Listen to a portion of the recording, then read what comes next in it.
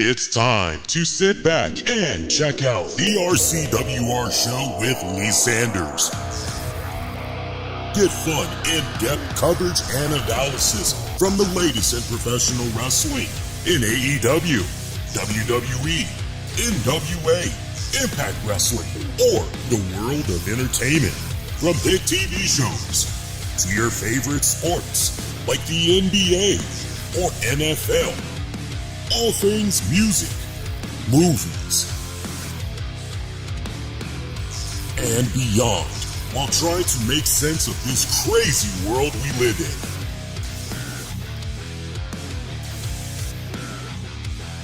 All while keeping it honest, insightful, and interactive since 2011. And now your host, live from the nation's capital of Washington, D.C., Lee Sanders.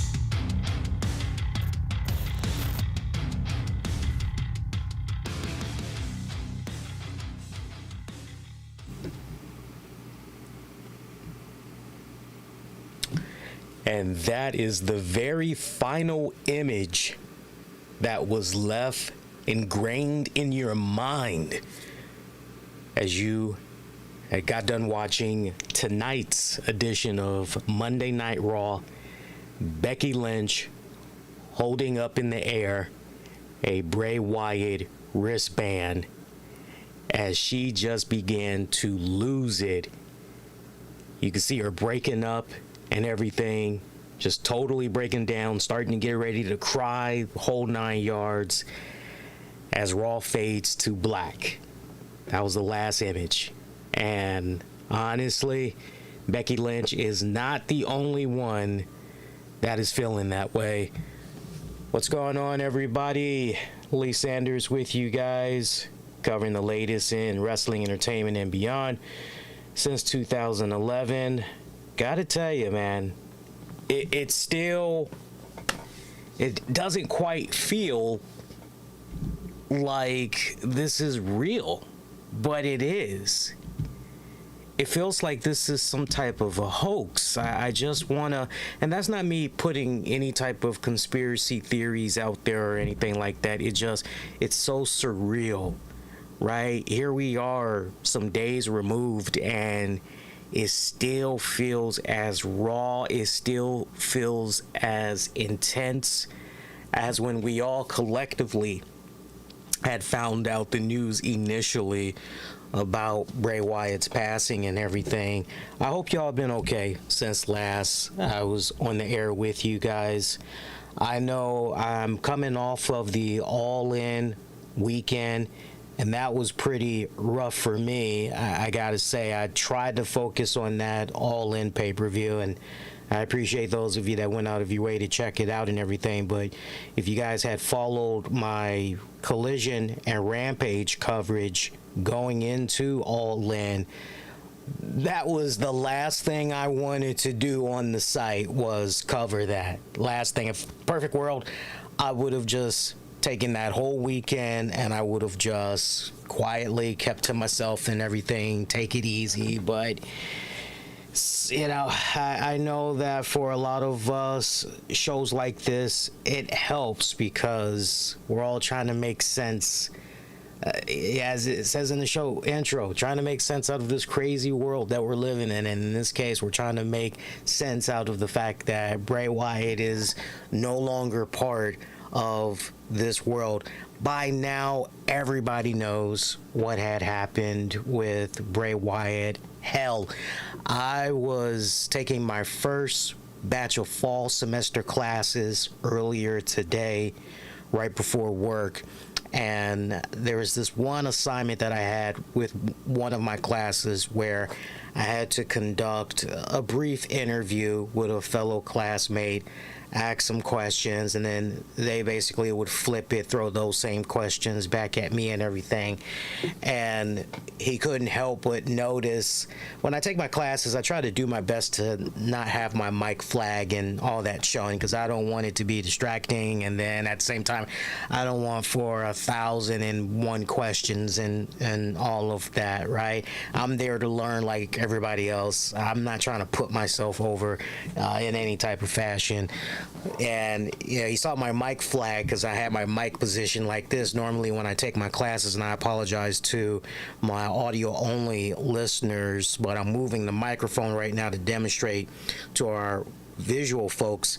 Normally I have the mic that far away so you can't see the mic flag and all that. I have it like that during classes. And so once he saw the mic flag, he was asking me, "Oh, you do some type of a podcast?" And I said, yeah, I do a little something. And then he kept asking, and I told him, and he was like, yeah. Once I told him about the whole wrestling, he said, yeah, didn't you guys just lose a wrestler? A guy in his 30s? I said, yeah, his name was Bray Wyatt. He was a pretty damn good showman. He was one of the best on the microphone. And I asked him, I said, were you into the wrestling? He goes, no, I never watched wrestling. I said, okay. I said, I respect that. But yeah, for the wrestling community, this was a significant, huge loss, especially the fact that we lost him so young, and the way that he went out, just insane, just ridiculous. And it's crazy because the day prior, what was that? I think that was a Thursday, Friday, Saturday type of deal, right, guys? I believe it was Thursday we kicked off the news with Bray Wyatt. And let me walk you guys through, because we're definitely doing our part and remembering Bray Wyatt here on tonight's show. This is my first time talking about the man's passing since the news initially went down. Longtime listeners, you all know we typically do a show on Mondays and Wednesdays. And, with All In and everything, I didn't want to cram the talk of Wyatt, and that I wanted to really give that the proper place, proper time, right? Wanted to be as respectful as totally possible. So that's why. And also, I didn't want to do a situation where I just came online just to react to the news of the man's passing. I did not want to do that. I wanted to be in a better position at that, where I had as much information, legit information, available, so we can just have the entire picture, or at least begin to have a better understanding of the entire picture in talking about his passing. Trust me, it would have been very easy for me to, and right down to the point I was even talking to the missus about it, and she said, well, if you were to just come on, what information would you have that could be potentially different than what everybody else is saying? I said, not much. It's honestly the same thing that's currently in circulation. Well, then maybe it's better to let the weekend pass. You can reflect more. At the same time, more information will come out, and then you can go full circle. Like, okay, sure. So, I'm glad that I waited, because now we have a better idea. But just to walk you guys back to Thursday, as far as where I was, how I found out the news and everything. I was actually at my second job last Thursday. And I was actually waiting on my good friends in Mission Joe over there on Wrestling Soup. I was actually on my 15-minute break right before my shift ends. I like to hold off my break as long as humanly possible until I feel I absolutely need to take it. And normally Thursdays, I try to coordinate my break right when they're about to do their thing, if I can help it, or I just go ahead, sit in my car, jam to some music for a little bit and everything. But Thursday, I found myself going on my break, doing what I normally do, sitting down at a little bench not too far from the job, pulling out my phone. I'm browsing the web and everything. I pop up in the Discord, say hello to a couple of people, and then I see something about Bray Wyatt. It was like a notification that I got on my phone outside of the Discord. I'm going, the hell? I'm like, what's going on here? So I open up X Twitter. Next thing I know, I see the hashtag. I got my phone and all that app and everything. I got it set up in a way where certain hashtags, certain names, things like that, I can get little email notifications, and then my phone will do a little bloop, let me know what's going on so I can check it out if I want and everything. So I open it up, go to X Twitter. That's pretty much how I find out. And I'm going, what the hell? And the very first thing that I read was Triple H's post. It's the very first thing I read. And I had to fight back tears. I had to fight back tears like a mother. I'm not BSing you guys. I got instantly depressed.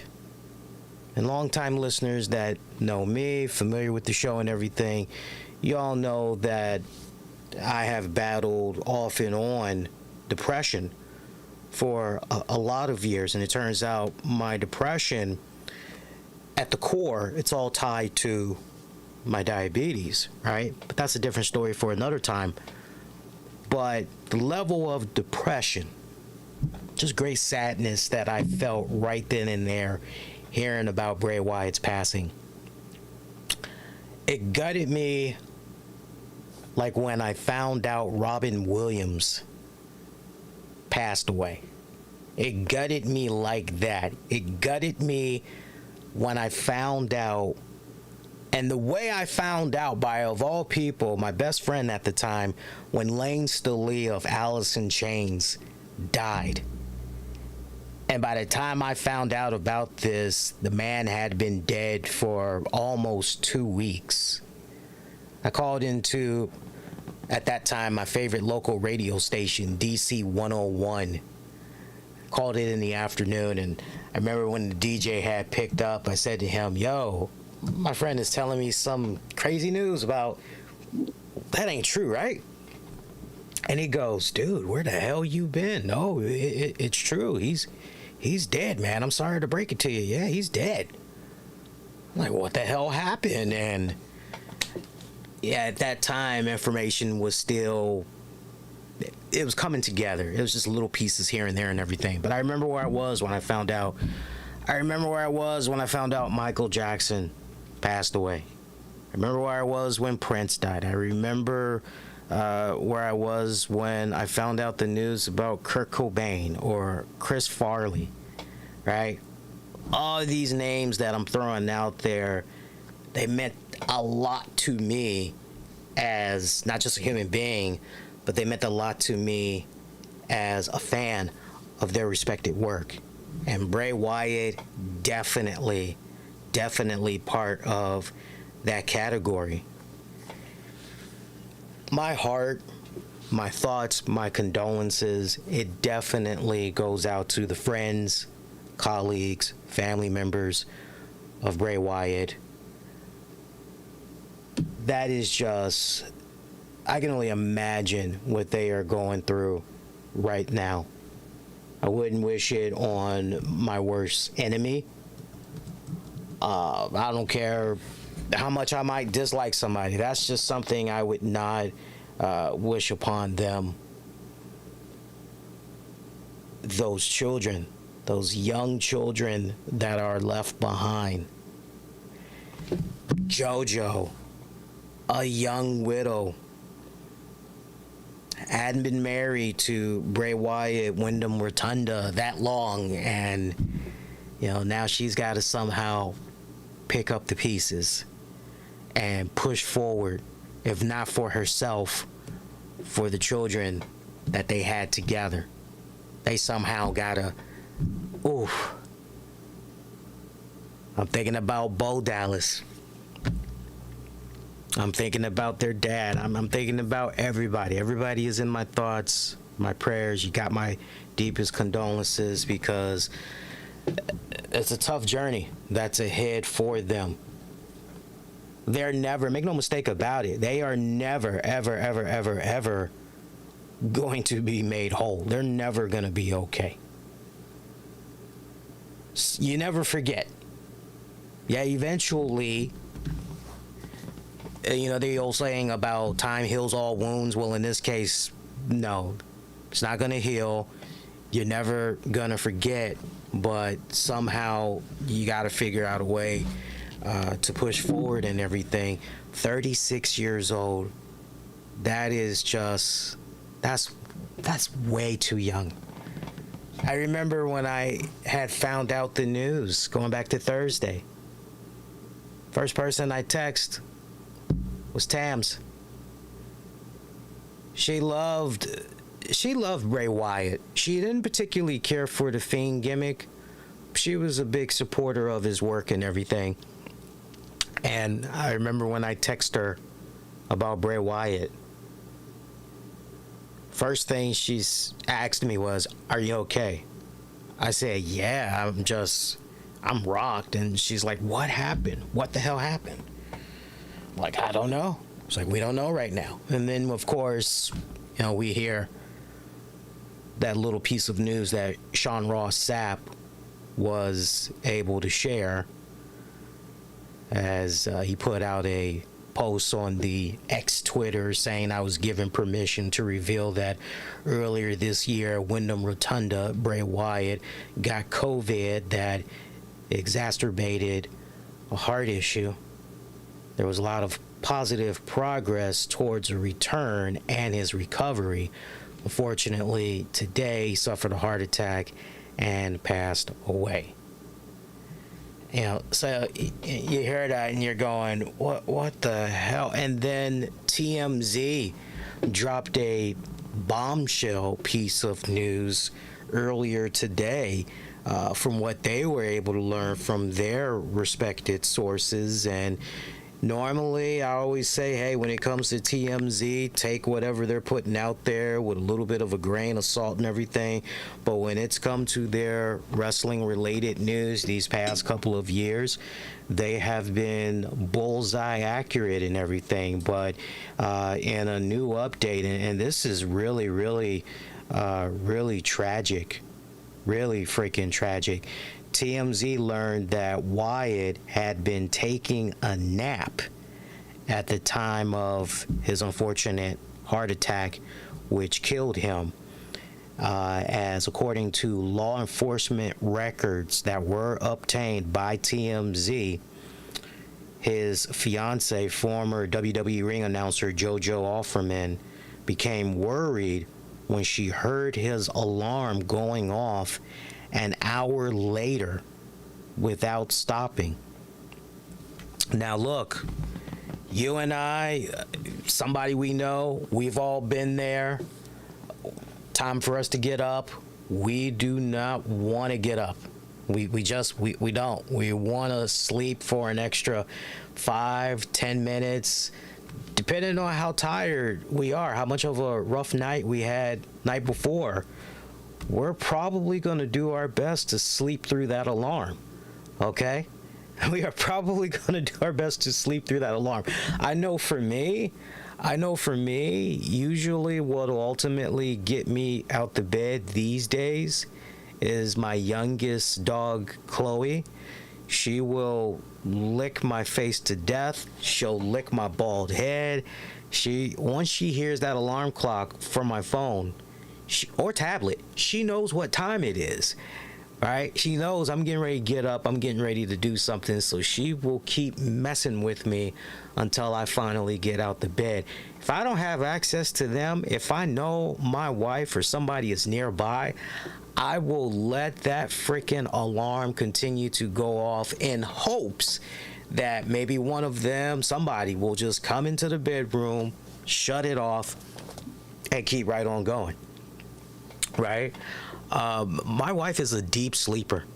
Some of my friends, deep sleepers. I mean, I have watched them literally sleep past 5 minutes as the alarm is just continuing to go off and everything. You got some that are deep sleepers like that. In some instances, you gotta just be on top of them, shaking them, and all that loveliness, right? It's kind of scary, but once you kind of know what that person is about, okay, they're a deep sleeper. You gotta do a lot to really wake them up. You got some people that are deep sleepers, and then you have others that are extremely light sleepers. I've been taking melatonin for years, and I've got to be dead ass tired. I mean, dead tired in order for somebody to just constantly, for like, I would say these days, if I'm lucky, I can probably sleep past my alarm for 5 minutes before I finally come to. But I know of others, they go a lot longer than that and everything. But JoJo became worried after she heard that alarm go off for as long as it did. She and her mother, apparently, they found him in the bed, not breathing, and he was turning blue, according to the report. Now, just stop and think about that. Bray Wyatt's got, Bray Wyatt that we've seen time and time again, he's had a little bit of a tan going on. So just stop and think about that. He was turning blue. So JoJo's mother had tried to attempt CPR while JoJo called 911. Wyatt was later pronounced deceased at the hospital. But wait, here's the real heartbreaker right here. Here's the real heartbreaker.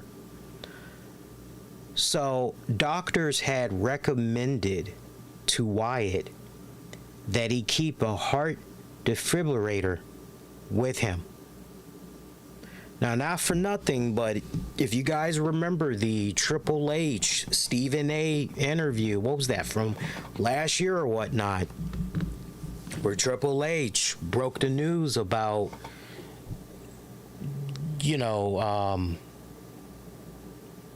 where he broke the news about his in-ring career being over and everything. He even said, doctors told me I gotta wear a defibrillator, so yeah, I doubt that people are gonna wanna watch me get zapped in the middle of the ring. Remember that? That's exactly what was said and everything. So, and to the person in the chat that said, it's 2023, not 2020. I can easily, don't be a dick, don't come off like a dick.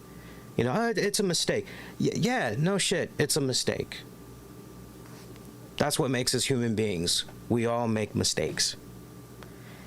And you can't help but think about this critical moment for Bray Wyatt right here, where you can't help but wonder, man, if he had that defibrillator, to my point, doctors told him he needed to push that.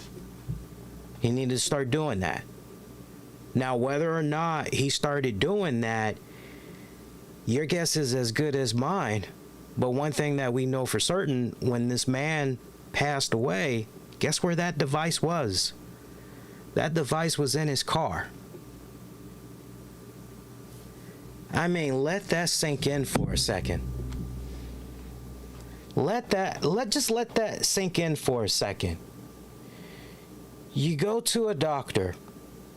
You're trying to get some tests. You're trying to get in the good word, all that good stuff. You're trying to figure out, okay, so what's the good word? Can you give me some good news? And the doctor says to you, well, this is kind of checking out okay, and this kind of looks a little worrisome, a little bit concerned about this. As far as a recommendation goes, I'm going to say, you really should be pushing a defibrillator. We recommend that you push that. Now, I need for the younger listeners to understand something here.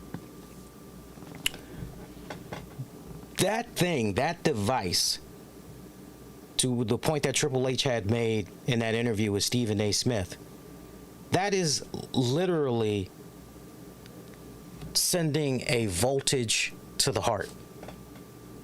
Understand it. That's literally what it's doing.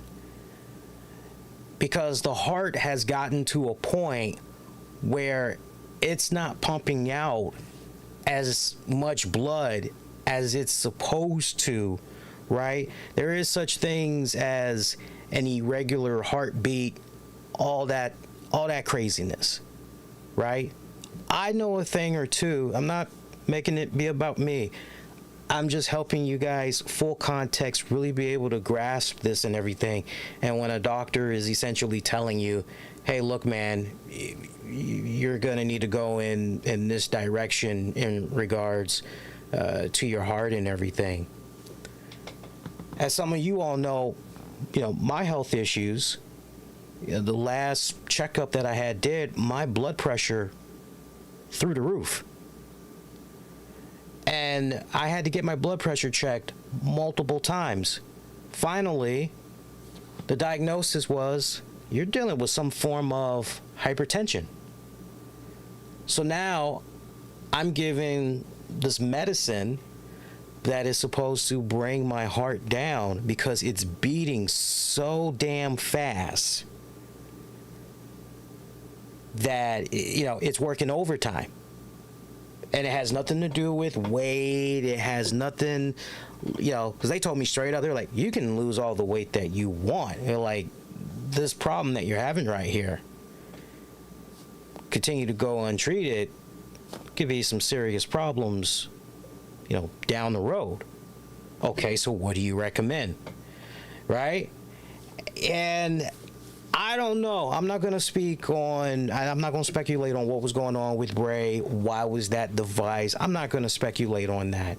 For all we know, because I know there's going to be those that are going to go there. And that's a very, very, just like there's some people that want to go there in regards to his vaccination status. There are those that are wondering if, hey, did he get the vaccine? Because if he did get the vaccine, is it possible that as a result of getting the vaccine that, exacerbated his condition? I ain't touching that. I ain't touching none of that. Leave me alone when it comes to that. I'm not going down. You conspiracy theorists, folks out there, if y'all want to go in that direction, you guys can go on ahead. You can have at it. But I'm not touching that. And he had just saw the doctors earlier in the day when he had got that recommendation and everything. Now, we were hearing up until his passing that supposedly everything was looking pretty good, that any day now he possibly could be coming back to the WWE and everything. We heard all these scenarios as far as story arcs that might have been going on with him, potential stables. There's quite a few little reports that was floating around out there. I remember many weeks back, one idea I had toyed around with was, hey, maybe we could see him do something with Cody. That would be kind of badass, right? Cody needs a new challenger now.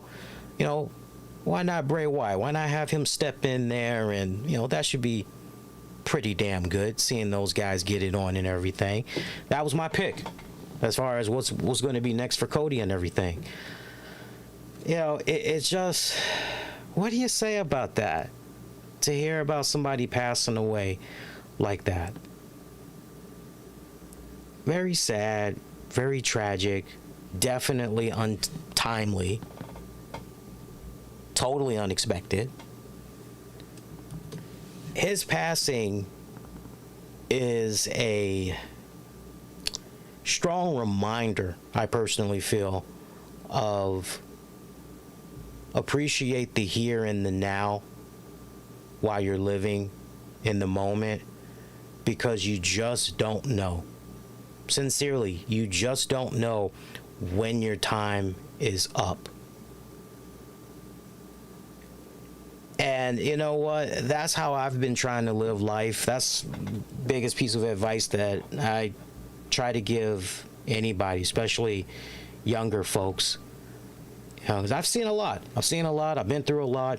And I always try to tell folks, hey, man, make sure you're doing your part to live life to the fullest. Do your best to make sure that as far as no regrets, right? No regrets. Put yourself in a position where you can look yourself in the mirror, you know, and that's literally my advice, right, to anybody that is hearing this right now, which is, if you were to not wake up tomorrow, how do you feel about your life up to this point, this exact moment right now as you're hearing me, whether you're going to be checking this out on demand or on the downloads, in regards to your life, if it were to end right now while you're sleeping? Are you content? Were you able to do everything that your heart desired? Were you able to go out there and do your best to conquer the world? Did you make an impact? Right? That's really something that I want you guys, as far as the biggest takeaway from his passing, I want you guys to really take that to heart. And if your answer is, well, honestly, Lee, up to this point, no, I don't really feel as though I've accomplished it all. I don't feel like I've accomplished anything. Then my question to you is, if you're able to wake up tomorrow, my question to you is, okay, so what's stopping you? What's stopping you? Is it yourself? Is it an individual? Is it some type of circumstance that's out of your control? What is it that is putting you in a position where you can't jump out there and pursue your dreams, your ambitions? Take that to heart for what it's worth. Take that to heart, because only you know the answer to that. But I hope that it strikes a chord with you to the point that you go, yeah, you know what? Damn it, you know, I need to do something about this. I need to change this already. And, you know, that's the reminder that I take with me when I hear about deaths like this. You know, I'm only a handful of years older than Bray. I've got him beat by 6, going on 7 years. But I can remember being that age. Honestly, I can remember being in my 30s, seeing all the people that were just dropping left and right, and then really being shaken to the core during what was going on with COVID, and just going, yo, I just don't know. My time could be up any damn day. Let me make sure I'm jumping out there and living life to the fullest. And, you know, I love seeing everybody in the wrestling community, those that Bray was friends with, those that maybe he worked with. I love seeing all the great tributes that was coming left and right on social media, because it really has seemed these past several days that as a community, we all have been mourning together. And one of the things that I have thought about off and on until now was the JTG story from Damn, Why Did I Write This Book? And I don't know if you guys read the first volume and the second volume, but he tells a really great story, and I'll share it with you guys. And this tells you everything that you need to know about Bray Wyatt, okay? Forgive me if you've already heard this, but I actually own JTG's books. You know, we've had him on the show a couple of times. I love the hell out of JTG. I think the world of the man. But this story that he shared of Bray Wyatt just totally kicks ass. So the story as it goes, JTG and Bray Wyatt, they're riding together, okay? They're driving buddies for this endeavor. I can't remember what city they were going to. I can't tell you if they were going to a Raw or if they were going to a SmackDown. I'm getting up there in age, so my memory isn't as clear as it used to be. But they were on their way to an event. That much I remember for certain. Okay? So they're going, and somebody else was on the road with them in another vehicle. It was some other wrestlers, okay? But just home in on JTG and Bray Wyatt. They're riding together. So I'm trying to remember who was driving. If I'm not mistaken, Bray was driving. And you have this vehicle that just all of a sudden comes into the traffic, and it's just weaving and a bobbing. Think back to the very sad story I had told you guys about of the accident that I had took part in as far as trying to rescue survivors and all that bad hit and run I told you all about from a couple of weeks ago, right? Remember how I told you that the car that ultimately caused the messed up accident and all that, how he was weaving and bobbing, not even signaling intent, just sharply changing lanes, throwing people off. I mean, you just mix in the speed. It's a bad cocktail of, some shiznits is gonna go down, right? So that's exactly what was going on with this car that cut Bray off and JTG, and it's just weaving and a bobbing, all this other craziness, right? And I believe Bray had said something along the lines of, man, those guys aren't careful. Well, sure enough, because the car got past him and everything. Next thing you know, that same car did a couple of rolls, and it was belly up.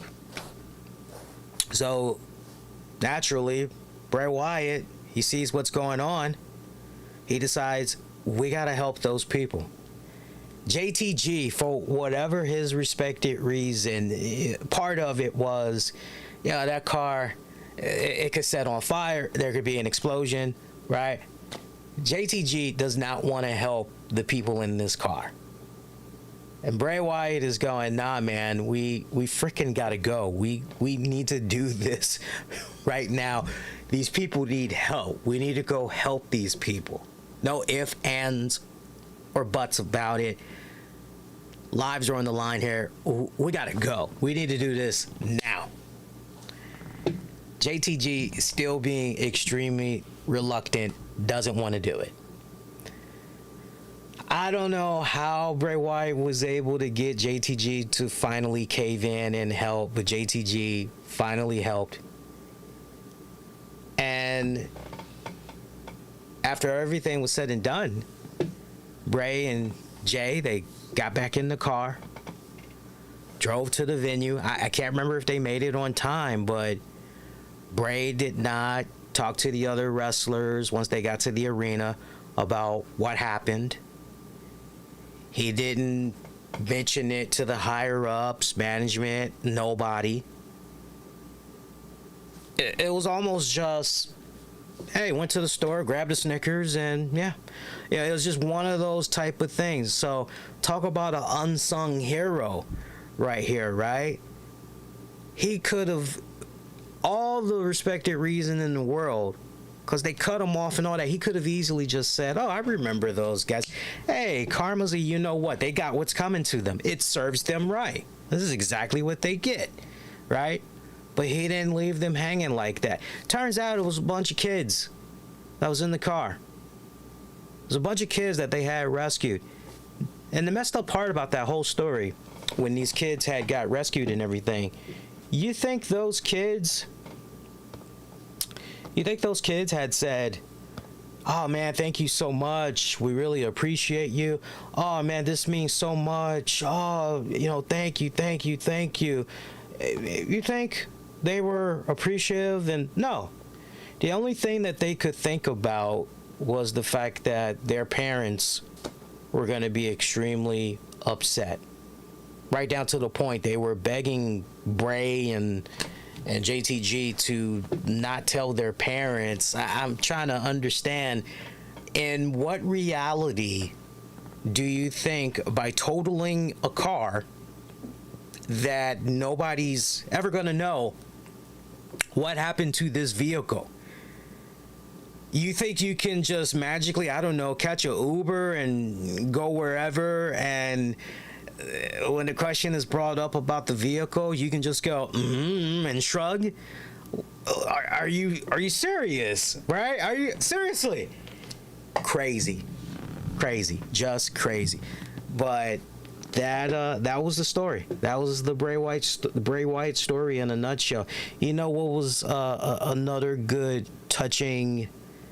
I know Top Dollar receives a lot of crap for some of the stuff that he puts out there online and everything.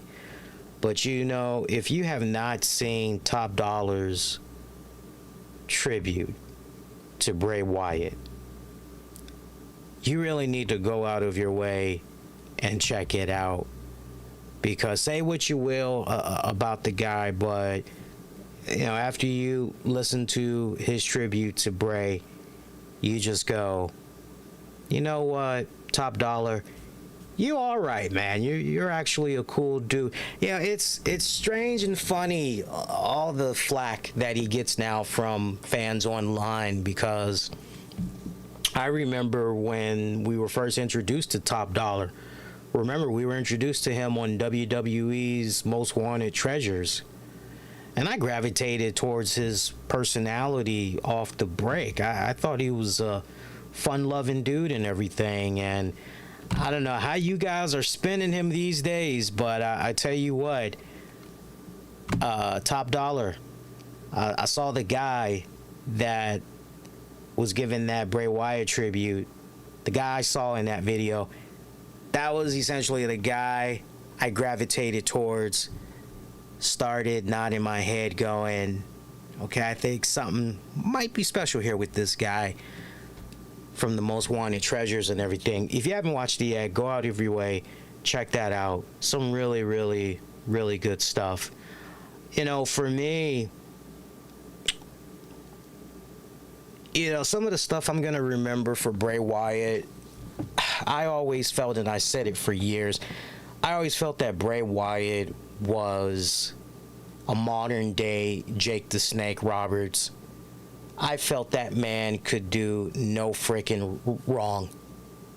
Seriously, that is how I felt. I know that as far as the Firefly Funhouse, whole Fiend gimmick, I know not everybody gravitated towards that, but for me, man, I dug it.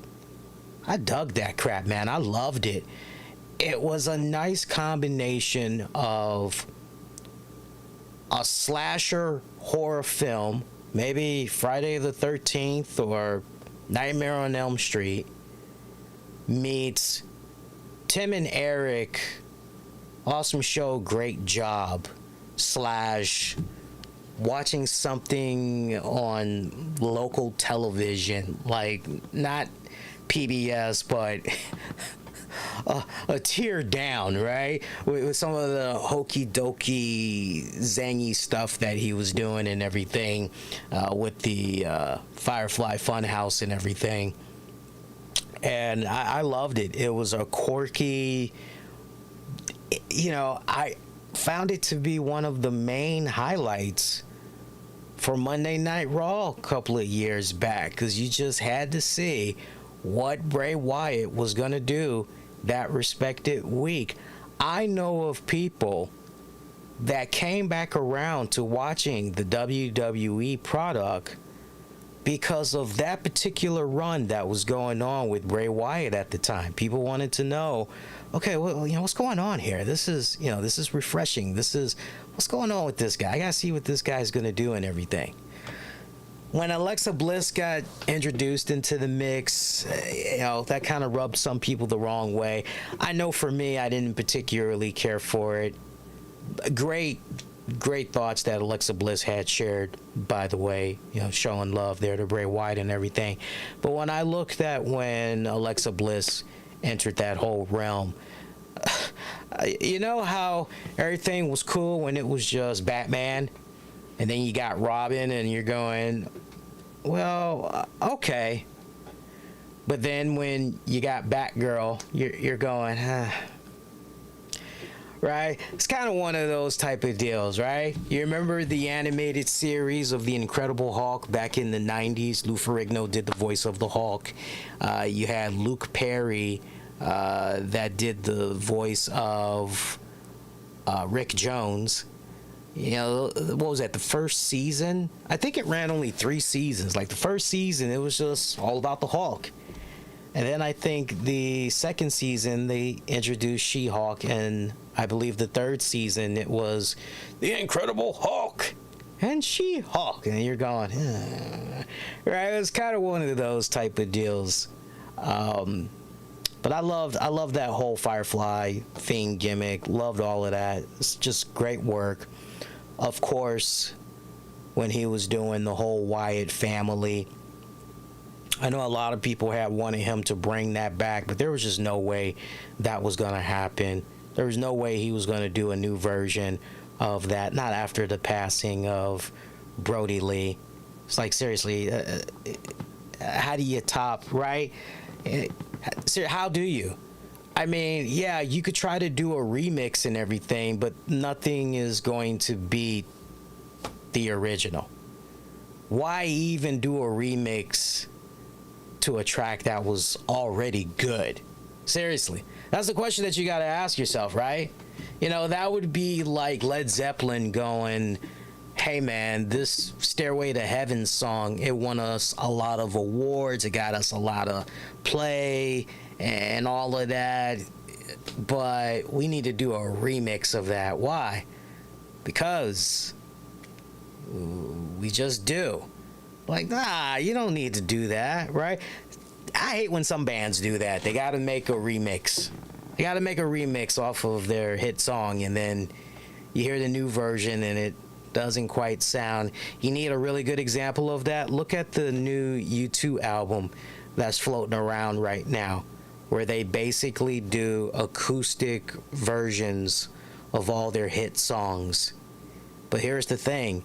By the time you get done playing that new album, you're saying to yourself, Jesus, man, all of these 50 songs, they sound exactly the same.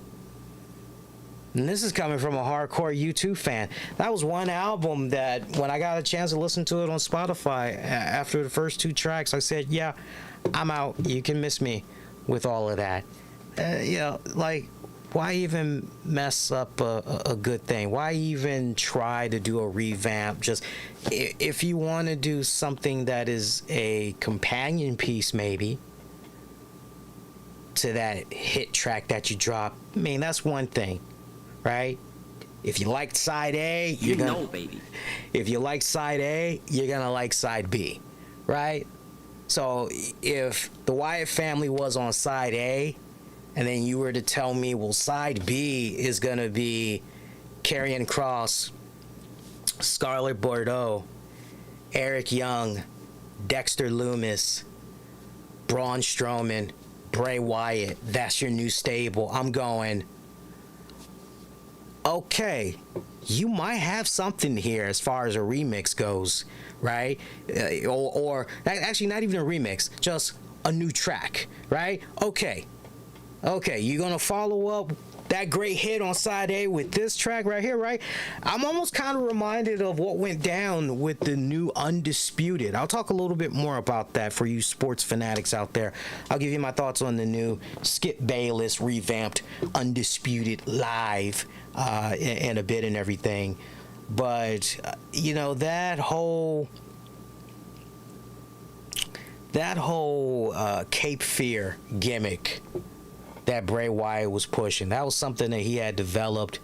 What was it, like OVW, right? Like early in incarnation, early days there, going into NXT and all that. And then I know he pretty much had became Husky Harris or whatever in NXT, and it was kind of, but man, when he got back to that Cape Fear gimmick, oh man, I was loving the hell out of that. Yeah, there was a lot of stuff that Bray Wyatt was saying in his promos where, see, here's the thing. His promos back then, you could either go, okay, I'm kind of understanding what he's saying here. You had that type of audience. And then you had the other type of audience that would go, I don't know what the hell this guy is saying, but yo, this sounds really, really cool, right? And you would just be fascinated. You could just listen to this guy talk on and on and on and on and on, right? And I remember when we properly had got introduced to the whole Wyatt family on a more bigger screen and all of that, right? We're getting past the developmental and everything. I remember when we finally were able to really sink our teeth into it and everything. First thing that I thought about was the 1962 version of Cape Fear that stars two of the absolute greatest actors that were still kicking ass in their respected genres and everything, during the 60s and all that, and that's Gregory Peck and Robert Mitchum.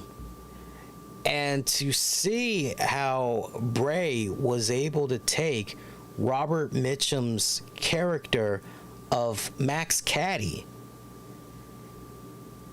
combine certain elements from, right, if you really stop and think about it, he took the quiet calm, the swag from Robert Mitchum, from that version of Max Caddy, and then he took a little bit of the crazy, psyched up version from Robert De Niro's portrayal, mix it in with a little bit of Natural Born Killers / Texas Chainsaw Massacre, and the rest is pretty much history. I mean, it was the perfect freaking formula.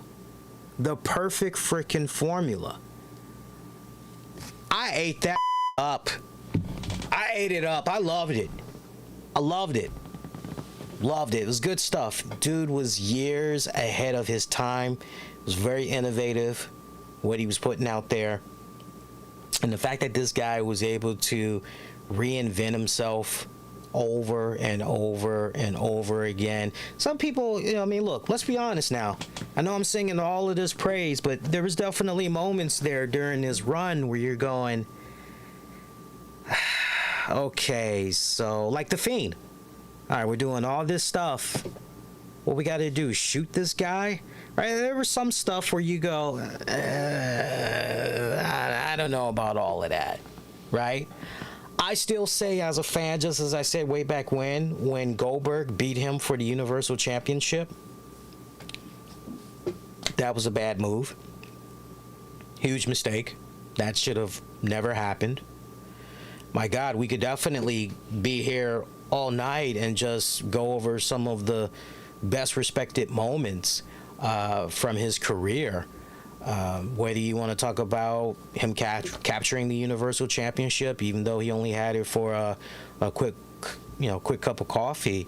My personal favorite memory, and I loved it way back when. And I didn't see enough people talk about this moment, but I would imagine now revisionists are going to go back and, that was actually, that was pretty damn good. But when Kane and Undertaker teamed up to take on the Wyatt family. That right there was badass. That was badass on so many levels. Wyatt family taking on the Brothers of Destruction. I freaking loved it. Bray Wyatt, Wyatt family taking on the Usos. That was another one. I mean, they had some damn good back and forths there with the Usos. Randy Orton versus Bray Wyatt. That was pretty badass for what it was worth. Of course, you got to put in there Bryan Danielson for what it's worth and everything. Just that whole magical story arc with Bryan Danielson. That was some solid ass writing. Great writing at its finest. Emotional context, as I like to say. Of course, Shield versus Wyatt family. Come on, man. When those two factions had finally locked it up on an episode of Monday Night Raw, I remember being on social media that night and everything.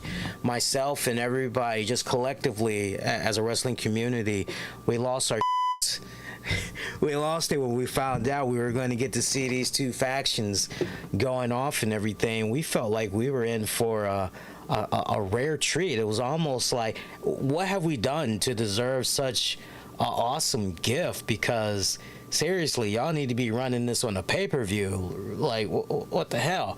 It's really cool stuff, man. Really, really freaking cool stuff. But I'm gonna miss the guy. No bull. I'm legit gonna miss him. That's gonna be a passing that I'm gonna be thinking about definitely for years to come, because this guy was just really starting to scratch the surface. I was really starting to like what we were getting out of him this last rodeo when he came back, and I would imagine the ovation he got when he made his triumphant return. I can't remember the name of the pay-per-view right now, forgive me, but when he made his triumphant return to end the pay-per-view and just a rock star ovation that he got and everything. Remember, this was shortly after he was released and everything.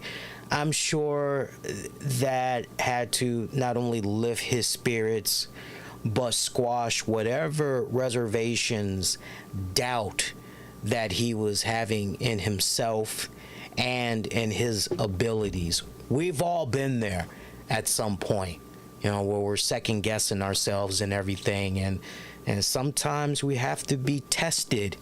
And you know, it sucks when we have to be tested, but you know, sometimes we have to be tested once in the blue moon just to see mentally, spiritually, how tough we are and if we can persevere in all of that, you know. But seeing him cut that promo on SmackDown, just outside of the makeup, the mask, all of that stuff, you're hearing him and you're going, okay, yeah, we just might be on to something here this go round with Bray. And you know, again, you know, for some people they go, but you know, he was 36, and I always say to you guys, age ain't nothing but a number, especially in the world of professional wrestling.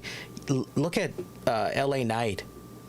Look at LA Knight. For whatever respected reasons, the previous years, it wasn't his time, but he's riding that lightning bolt right now. Better late than ever, right?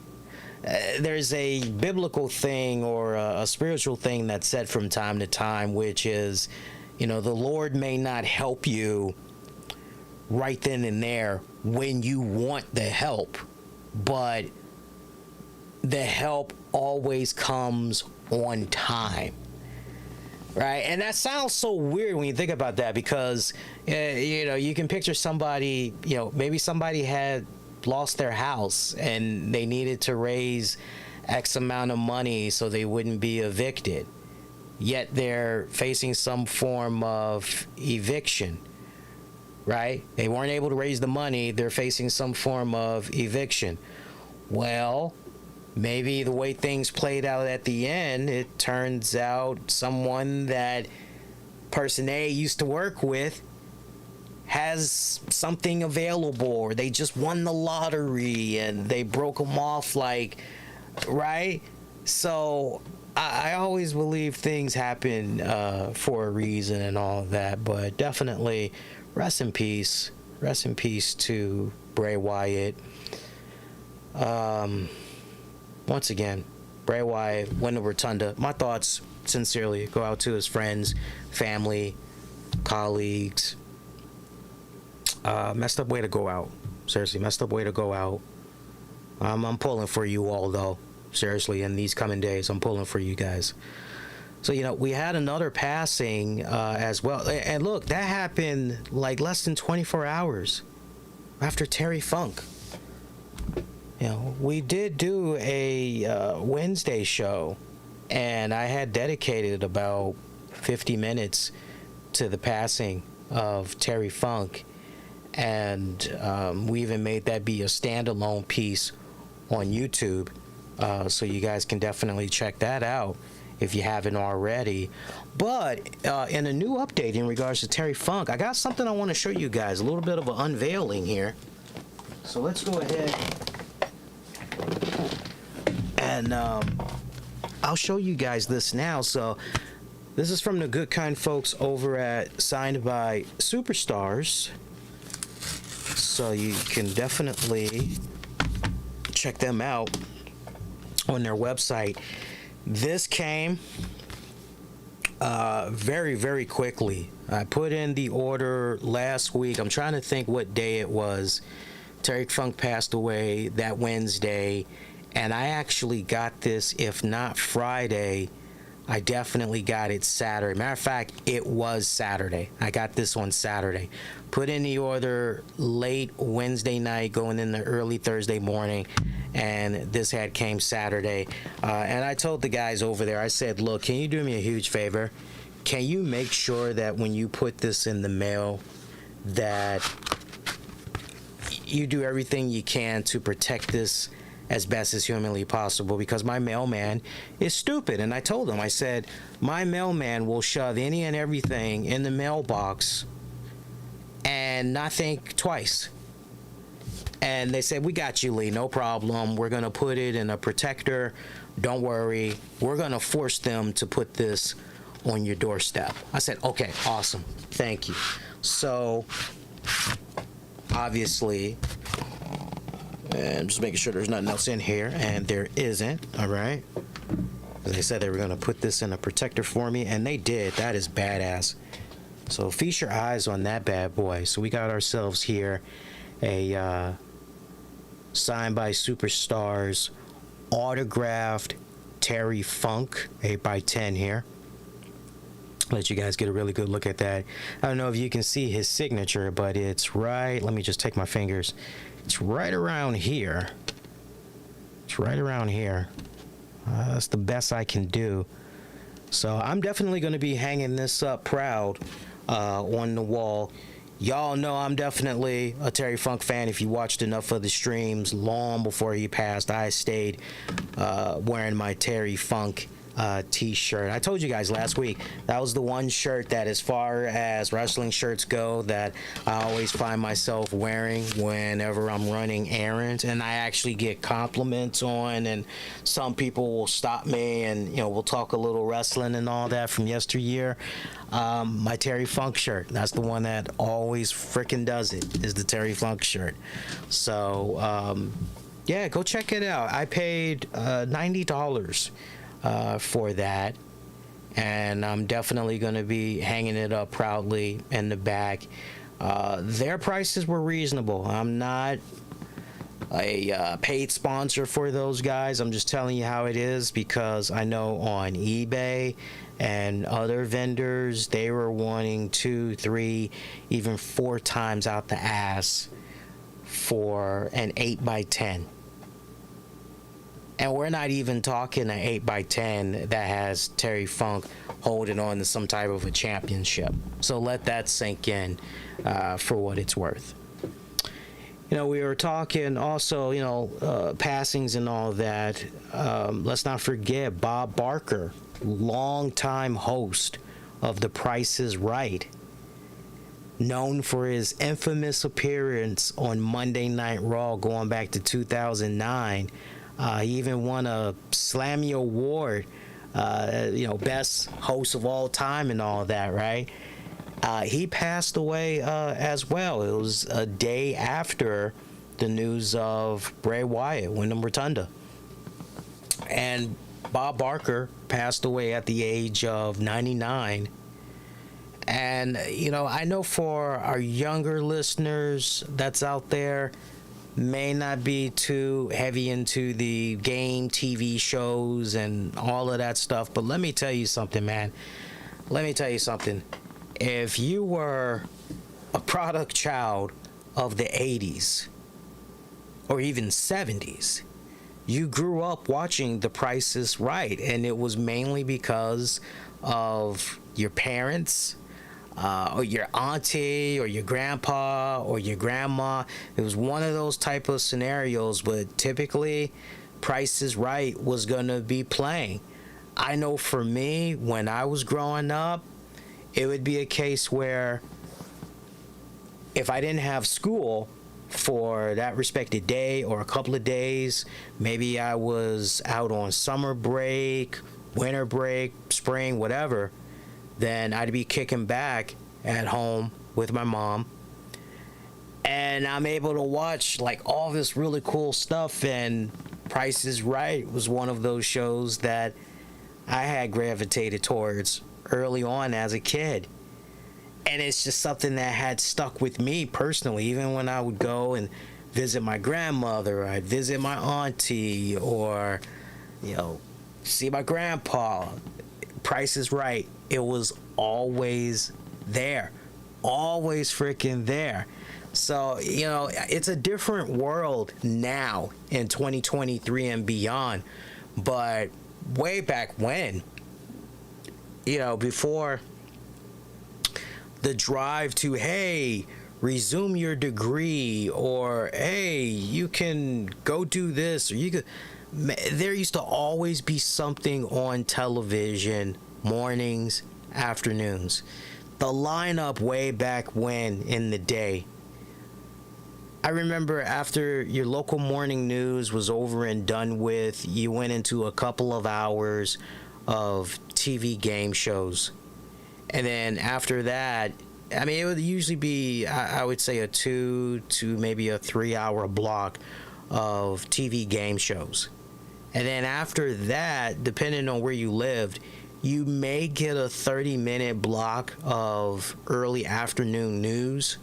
But then after that, you would get about 3.5, sometimes 4 hours of soap operas, believe it or not. And the target audience way back when, the way that they had everything designed, it was all about, hey, for you stay-at-home moms, right? The ones that are taking care of the kids, you're taking care of the house, you're doing the laundry, you're doing all of this. Hey, check this out, right? The programming was catered towards them. That was the main audience. And I tell you what, Bob Barker and Price is Right, that distinctive voice, that charm, that freaking swag that he had. Dude was freaking cool as I don't know what, man. He just had this presence and aura about him. It was something that I never saw before. And we definitely aren't going to see that again, because I think longtime Price is Right fans will definitely agree with me. Drew Carey, hey, no shade to Drew, but Drew does nothing for me. I hate to say that. Drew does nothing for me. They're just... There's nothing. I remember a couple of times he would get me chuckling when he would make fun of the way certain prizes that were up for grabs would be introduced, because sometimes you would see something like, hey, popcorn, right? And then the next prize, it would be a treadmill. and then maybe after that, some type of a blood pressure checking device. And Drew would make some funny little, that would definitely make me pop. But he stopped doing that. I don't know if maybe it was a thing where he heard from the sponsors, hey, you got to stop doing that. That's not really, and I got to tell you, this crazy journey that I have been on these past couple of years, majoring in broadcast media and everything, I can't help but wonder if people like Bob Barker, hearing that distinct voice, that iconic voice. And it wouldn't be until years later and everything that I learned that, wow, Bob Barker, he got his start in basically journalism, right? He was doing radio for a bit. And then I'm trying to remember what else he did, but he was involved with broadcasting early on. We all know about his military background and everything, but he had jumped before he became a game show host and all of that. He was dipping a little bit into the broadcasting field.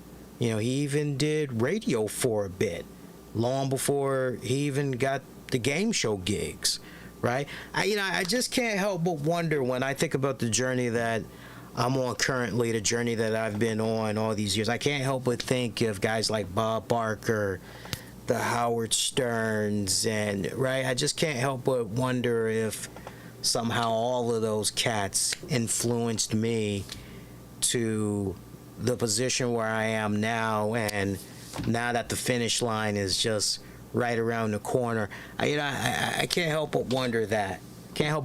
Of course, Bob Barker, he loved the ladies. He loved the freaking ladies. I mean, we got to keep it 100. That man stayed flirting with some pretty women. I can't tell you how many times in the past I used to watch an episode of Price is Right, and you knew when Bob Barker was feeling somebody. You knew when because Bob had good taste. You knew that when Bob really was liking somebody, he would try to figure out a way to, and the way he would do it, come on down here. Yes, you're the next contestant on The Price is Right. Yes, so how are you doing, lovely lady? Don't you want to give old Bob a kiss? He would do some type of, and then the hand gesturing, right? He would try to get a touch in there, not grab their butt or anything, but you just knew when Bob had found somebody attractive. You just knew. It was very, very established versus some big, fat, 300-pound woman running down the joint, and you can just see the living fear of God in his eyes. He didn't want to be bothered by them. It was some of the most hilarious stuff. That episode of Monday Night Raw where he was the guest host, that's definitely something all-time greatest moment, something I still think about. There's two, when I look back on that whole era of Raw guest hosts, we can all be in agreement there were some really, really bad ones. The worst one of all for me. Now, if you want to say, well, what about, you would have to throw it at me and I'll give you an honest answer. I may tell you, nah, that wasn't really as bad, right? But if you were to poll me right now and say, Lee, what was for you the worst Raw guest host, celebrity guest host? Kevin Hart. Kevin Hart was the worst one. And this was way before Kevin Hart really blew up. Really blew up. His appearance on Monday Night Raw was really, really bad. I did not like the fact that he did not take some type of time beforehand to at least watch the previous week's episode and get familiar and all that. I remember, this is how bad it was. I remember myself, Tams, and a couple of other people that were in earshot of hearing me pick the brain of Mick Foley's when he did DC Improv out here some years back.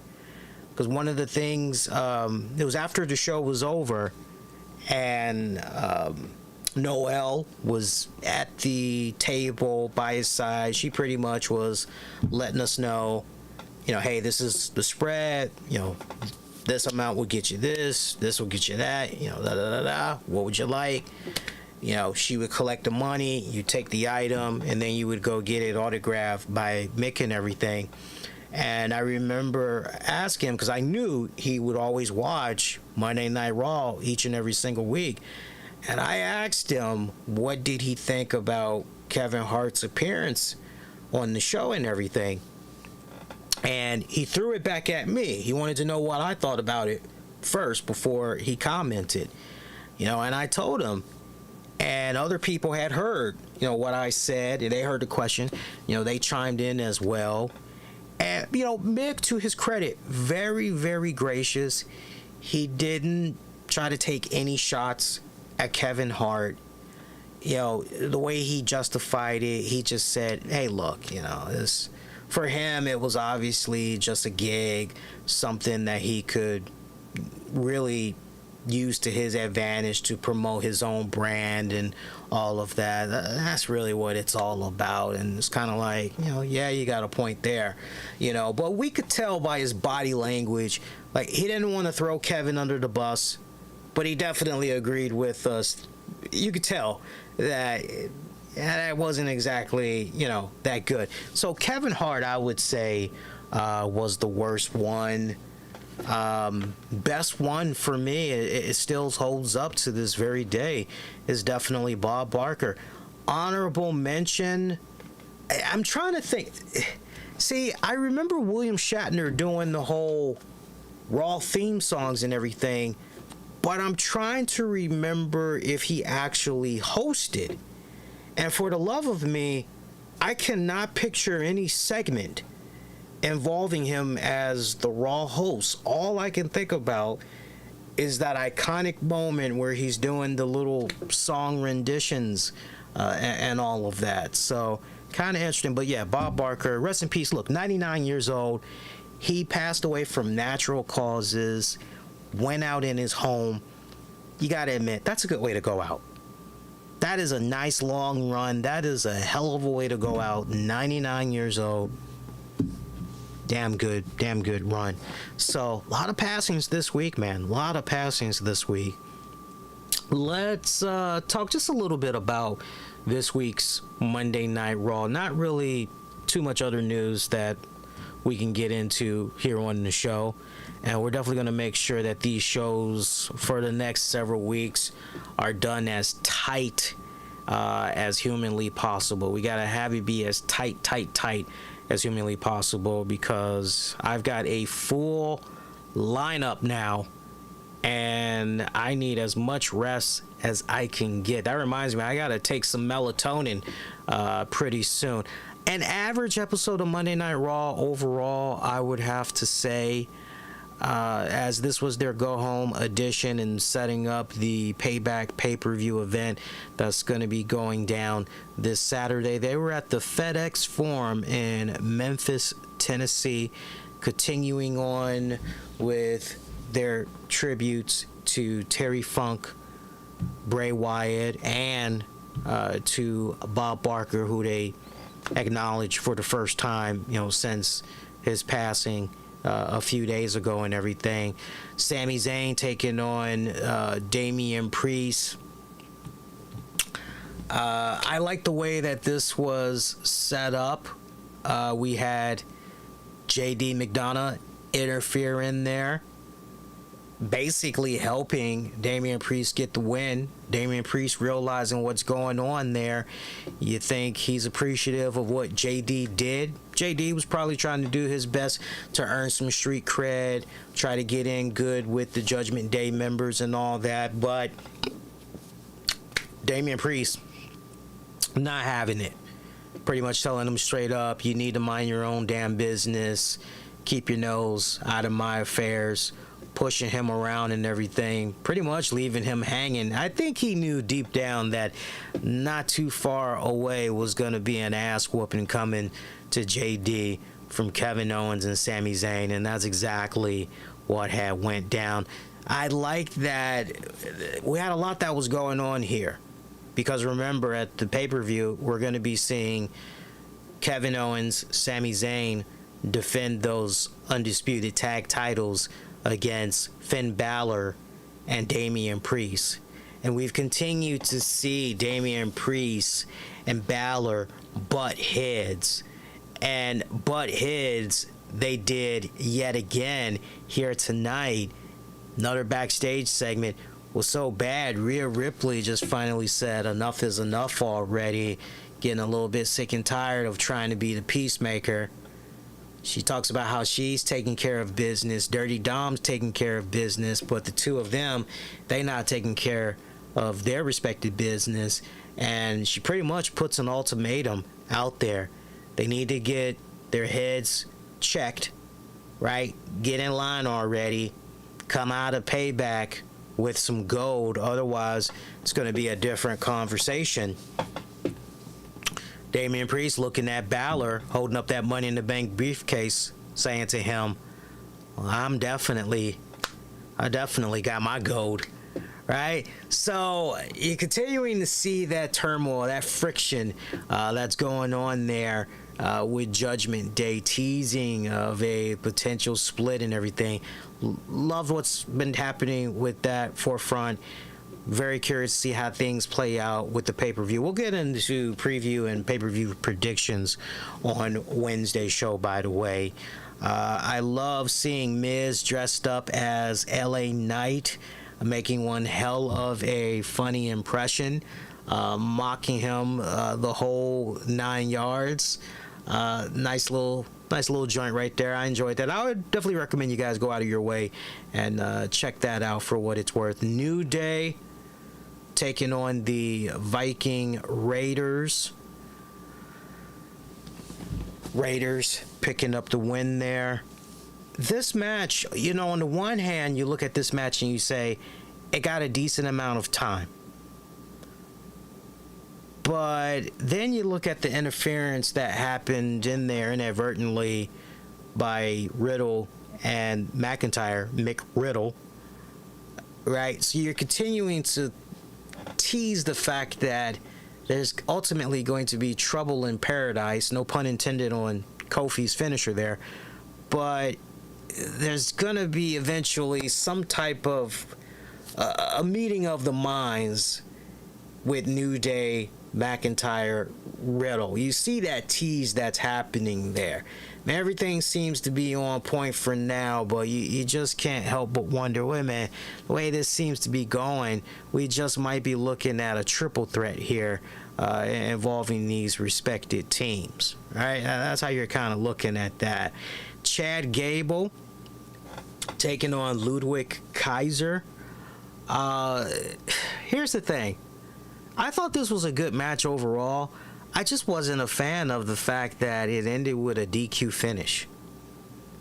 That just kind of irked me out the wrong way here. This was weird because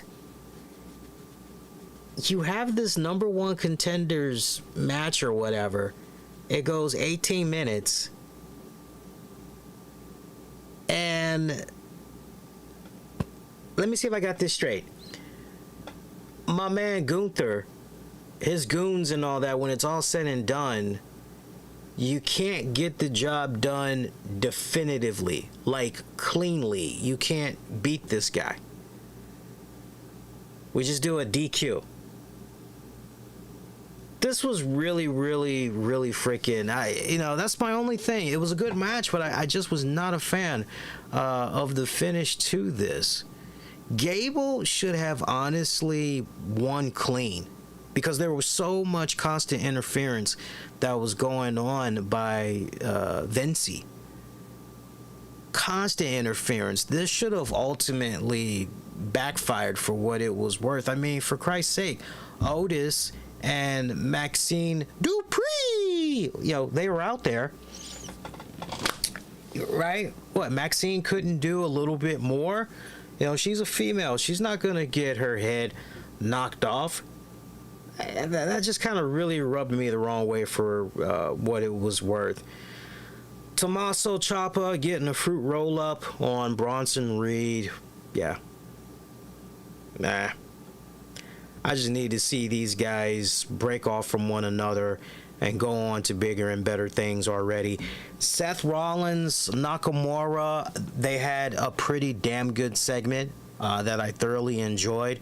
I love seeing Seth Rollins essentially try to call out Nakamura, hoping that he would get the Nakamura of old, hoping that he would get the Nakamura that was tearing it up in NJPW overseas and all that, get the Nakamura that was a trailblazer in his own respected right down in NXT.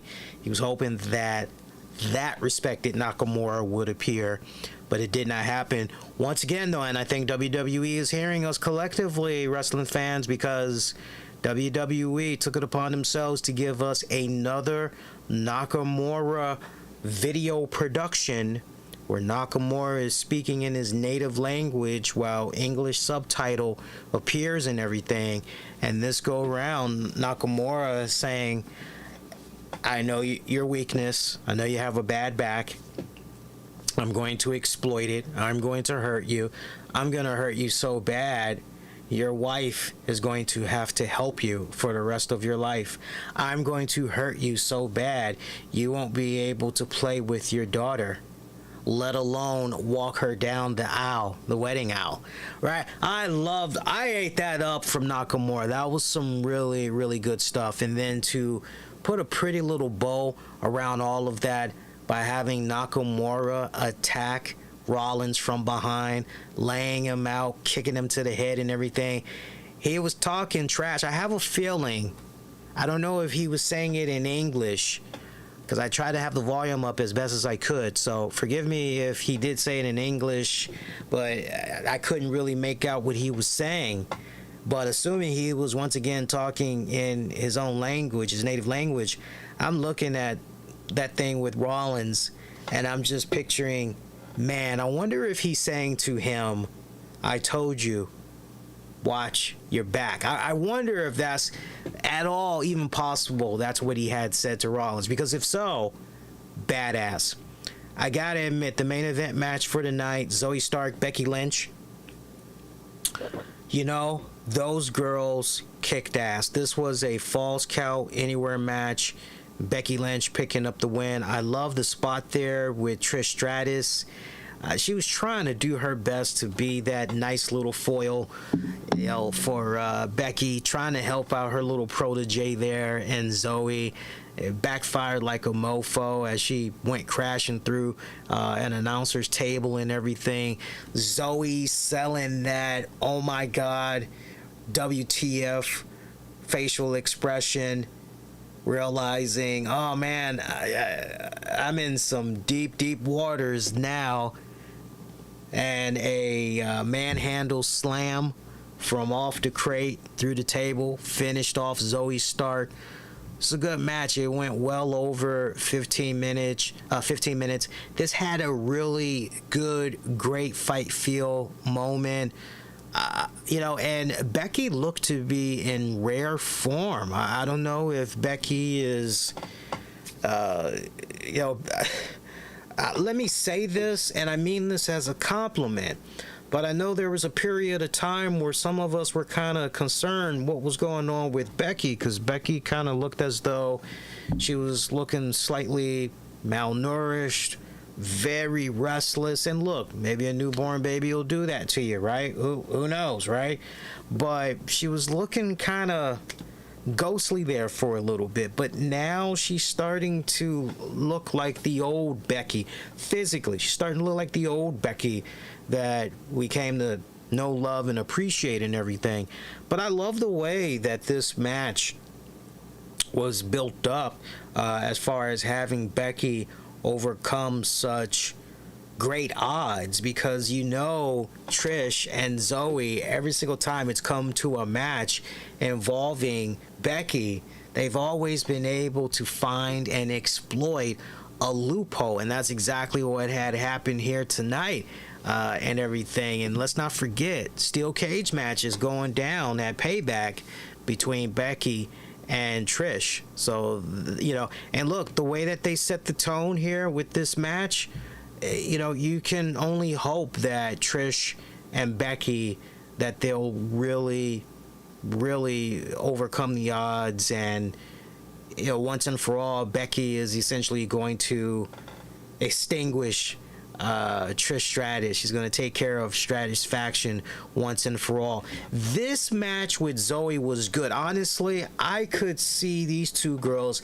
continue to go at it with one another. But Becky and Trish, for what it's worth, these past couple of months, it's been a hot mess. Nothing's been popping. Nothing's been clicking. No synergy whatsoever. So I'm pulling for the girls in this steel cage match this weekend. I'm really pulling for them. I'm hoping for the best. But this show overall, you know, you had your ups, you had your downs. Bit of an average episode, but I would say as far as the two matches you should really go out of your way and check out the most, I gotta give it up to Becky Lynch and Zoe Stark. That street fight was, Falls Count Anywhere match, that was really good. An honorable mention to Chad Gable taking on Ludwig Kaiser. Even though it was a DQ, that was actually still a pretty good match for what it was worth. So we got that down. We got NXT and we've got SmackDown to go before the pay-per-view and everything. Now, the way WWE Payback is looking right now, for those of you that might be a little bit curious, the card as it stands right now, we'll get into match predictions and all that by Wednesday's show. By the way, we had another appearance there by Tiffany Stratton when it was leading up to the main event match. She was in this nice hot pink bodysuit with the NXT women's title around her waist, paying attention to the main event, apparently, between Becky and Zoe. So, way WWE Payback is looking right now, we've got 6 matches. We've got Kevin Owens, Sami Zayn defending the undisputed tag titles against Judgment Day's Damian Priest, Finn Balor. LA Knight taking on The Miz. Rey Mysterio defending the United States title against Austin Theory. Rhea Ripley defending the women's world title against Raquel Rodriguez. Seth frickin' Rollins defending his World Heavyweight Championship against Nakamura. And Becky Lynch taking on Trish Stratus. Steel cage match. I can't help but wonder what's going to close out Payback. I have a feeling that the women are going to close it out. I have a feeling that they are. And I tell you what, for all the girls involved in tonight's main event, I can only imagine the emotion that they were running off of, you know, given everything that happened with Bray Wyatt and everything. There's an interesting clip that's running around on social media that I would highly recommend you guys go out of your way and check out. The clip that I keep seeing, it's about 52 seconds long, but she talks very briefly about how Bray Wyatt had helped her out. This was after Raw had went off the air, but she talked about how Bray Wyatt was very instrumental, most helpful to her in her career, and talked about one particular moment. I'm trying to see if I can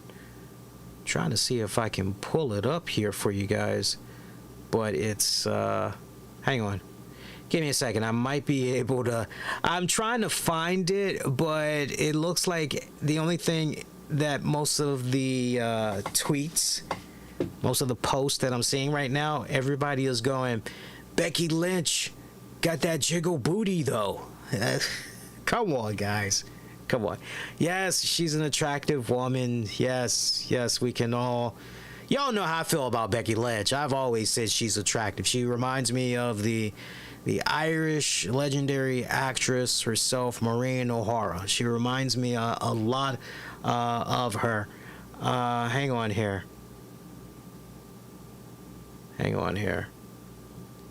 I think I found it. Yeah, shout out to my people over at 401 Mania.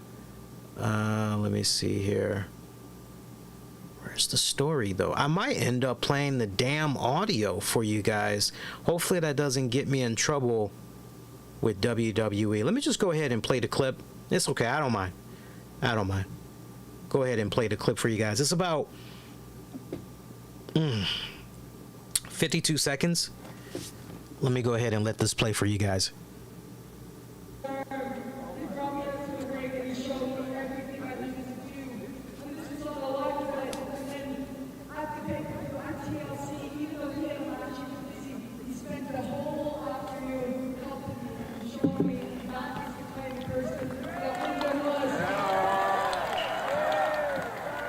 So let me pause right there. So she's talking about when she had a match at TLC. She talks about how Bray Wyatt, he didn't have to, but he pretty much has spent the whole afternoon with her leading up to the start of the pay-per-view or whatnot. And he was giving her as much advice as he could give and everything. For you guys that couldn't make that out, let me see if she says anything else in here.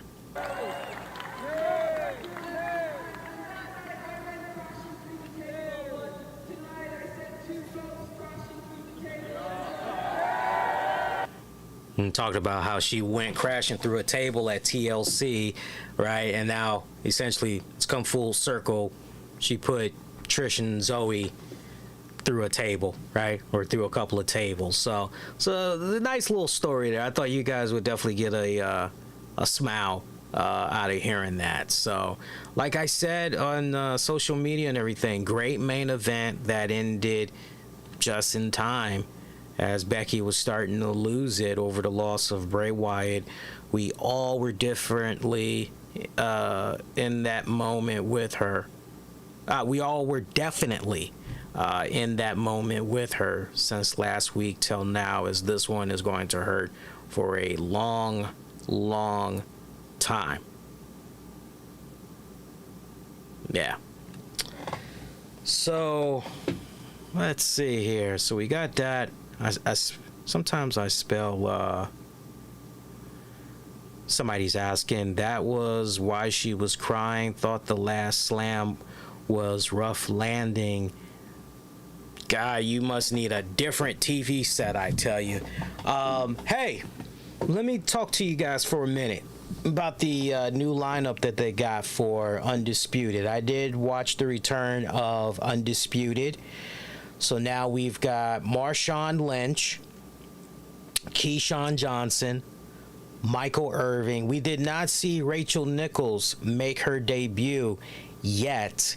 It would seem that Jen Hale, who was the MC, and she would be the one that would do the reads and defer to Skip Shannon, well, looks like she's out of a job. Hopefully she's still with the Fox FS1 family, but it looks like she's no longer on Undisputed. It was weird watching the first episode because, you know, as I had said to the wife, I said, man, because she sat there watching it with me and she was like, you know, what do you think so far? And I told her, I said, it feels like too much testosterone for my personal taste. And right down to the point, I felt as though Skip was taking the role of Jen Hale because he wasn't really talking like that. And when he would start to string some stuff together, some very valid points, he would get power talked, right? And then he's back to, right? So 2 cents from a distance, I think the new lineup is pretty good, but it's gonna take them a couple of weeks. There's gonna have to be a little bit of tweaking going on. Some of that is gonna have to be dialed back. I think they went overkill. I don't think they need all those guys for that whole show. If you maybe want to let it be about 3 guys mainly, that's fine. But you know, if I'm not mistaken, the reports that's out there, you know, whether some of us like it or not, we want a little bit less or more of this. For what it's worth, this is the new lineup. And man, the fact that Skip Bayless had to be his own hype man for like the first 5 minutes of the show or whatever, I was that had me wilding out, man.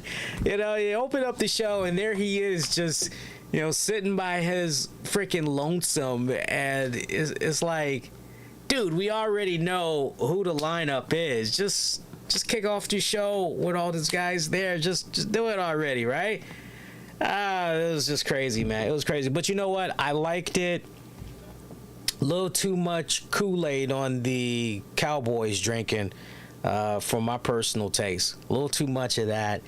I'm looking forward to seeing what's going to happen with ESPN's First Take. Now that we know Shannon Sharpe is signed, sealed, delivered. I know that with Colin Cowherd's, his podcasting network, Club Shay Shay, is going to be doing its thing over there. But Shannon, what is this? Mondays and Tuesdays, he's going to be on First Take. I'm hearing that and I'm going, so, that's it? So between that and Club Shay Shay, that's it? Surely we're going to get a little bit more from, I would like to believe that FanDuel, or I don't know, maybe Shannon is going to take to YouTube. Maybe he's going to do his own little, you know, you got the Skip Bayless show. Maybe he's going to do the Skip Shannon show. What, you know, we need more of our boy Shannon, because 2 times a week, that ain't going to do it. That is not going to do it. 2 times a week. No, that is not going to do it. So I don't know. Maybe this is some type of a test run, and depending on how that goes, maybe ESPN will officially put a ring on it for Shannon Sharpe, get him to fully commit, say I do, then we go from there. We'll have to wait and see how that pans out. But yeah, interesting first episode of the new Undisputed. I tell you one other thing that was a little bit hilarious too. Seeing how the graphic had opened up, and we've got freaking Lil Wayne he's dominating all over the place in this. I would imagine pretty soon they're gonna take some stuff, put Sherman in there, put Irvin and all that other good stuff.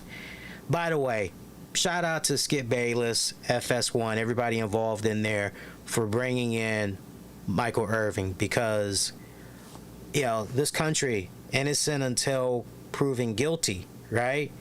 And my God, just the way social media went after Michael Irvin. You see this hotel surveillance footage that's in question. If you have a set of eyeballs, you're going, okay, physically, Michael did nothing to this hotel worker, and we have no audio. And we got some of the testimonies that's come out, and, you know, this woman went out of her way. Homegirl said, let me stop what I'm doing, which is my job, and let me go talk to Michael Irvin. And her supervisor was looking on. Go back and look at the footage again if you haven't really scrutinized that footage. But there's no audio. We don't know what the hell is being said between the two of them. And just the way this guy was being thrown under the bus, you know, you're looking at that and you're just, wow. It's like that. Innocent until proven guilty, right? Every man and woman will have their day in court, but nah, the hell with that. Guilty as right? It's just, no. So, I know that messed him up big time over there at the NFL Network. ESPN, they wasn't even trying to touch him. Yeah, very, very, very unfortunate. But FS1, hey, that's good. So I'm glad that Skip and them, they fought hard, and they got Michael Irvin in there because he's got one hell of a bombastic personality. I love Michael Irvin, man. He stays bringing. Every time I hear that guy, no matter what he's talking about, he gets me hyped up. He gets me full of energy. I want to just go out there. I want to go out there and everything. So, good stuff. I tell you what, let's go ahead. We've been at it now for an hour 46. Told you guys we're going to do our best to do even tighter and tighter. We had, just did a nice tribute to Bray and everything, but from here on out, unless something breaking and developing, ongoing goes about, the shows are going to be even more condensed. I'm hoping that the new norm for the next several weeks, we're able to do about an hour 15, maybe about an hour 20, at least until fall semester is done. Then we can go back to the usual, depending on the volume of stuff that's happening news-wise and everything. Join me for the Wednesday show that's going to be going down on August 30th. We'll cover AEW Dynamite Fallout. By then, we should have a little bit more information as far as what exactly is going on with this whole CM Punk, Jungle Jack Perry news, because now we're hearing that these guys have both been respectfully suspended. So this now puts their status for AEW All Out in Chicago up in the air, unfortunately. So we'll talk about that. We'll talk about Impact. What was the event that they had? Resurgence. They had some pay-per-view event that went down over the weekend. We'll talk about that. We'll talk about the NWA 75th anniversary event. We got new women's champion. We got a new NWA World Heavyweight champion. Whole lot of stuff that we'll get into on that respected show. But meantime, do me a solid. Be kind, rewind. Check out previous episodes you might have missed on demand and on the downloads wherever you get your podcast. Just search the RCWR Show and show the extra support. Go that extra mile. Hit the subscribe button. When you do that, really, really helps a ton, especially when you hit that like button. That supercharges the content, helps put it out there to a more broader audience. So do that. And many, many thanks. Get at me on Twitter, X, and on Facebook at the RCWR Show. And until next go around, my pretty babies, I'm wishing all of you all to be safe and most importantly, be kind to one another. I will see you all next go around. Take care.